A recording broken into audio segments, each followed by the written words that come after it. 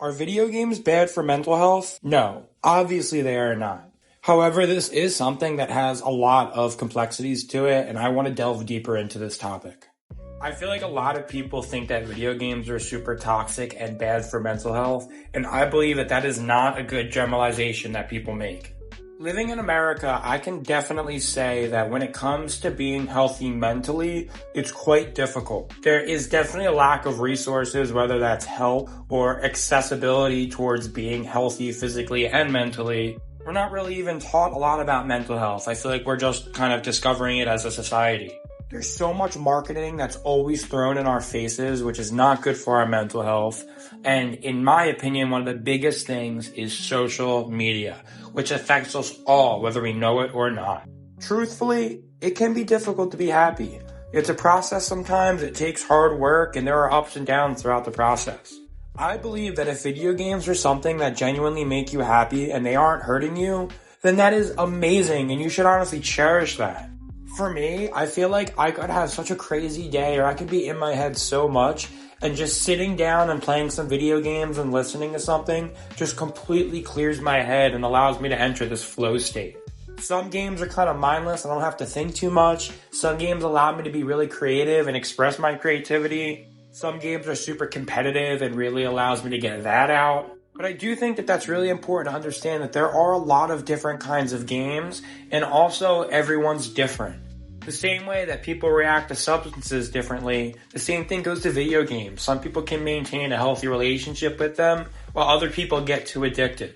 There are some games where you get so delved into this fictional world where it really does feel like an escape. And a lot of times when you're playing intense games like this, you get into that flow state where you're just so focused and you lose track of time.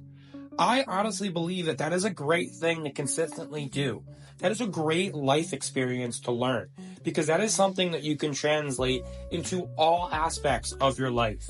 For me, I feel like video games were the first time that I experienced flow state. And then from there, it was pretty easy to translate that to things like working out or studying or listening to music. I also think another really positive thing about video games is that there's a lot of potential to learn. Whether you're learning about historical events or you're learning about science or physics, video games are just so healthy and have a lot of potential when done the correct way. I think a really good example of this is Assassin's Creed Odyssey. There's a lot of real Greek mythology sprinkled in there, and you can genuinely learn a lot as you're enjoying this awesome game. Another tremendous thing about video games is it brings people together. There are a lot of friendships that have been formed purely because of video games. And honestly, sometimes those are the realest. With the harsh political world that we live in, I feel like video games taught me to just accept whoever it is that's on my team, take them however they are, despite their gender, race, ethnicity, anything like that. And if they're nice to you, they're a potential friend. Now, the downside of that, and this is something that I have experienced firsthand, I remember being about 11 years old and getting Halo for the first time, and not even realizing that my headset was plugged into my controller, and I heard some adult voices. And once I heard those voices, I put the headset on and I started talking. And I immediately got cursed out by this person. I got very scared. That is definitely a downside of this, is for kids, there's a lot of potential for some not good interactions. Nothing in life is black or white, so I can't say video games are good for mental health, but I can't say that they are bad for mental health. That is for sure. Video games can be toxic for your mental health, but a lot of times that can be a reflection of where you're at in your life. And you could potentially do some work on yourself and revisit video games and maybe have a healthy relationship with it.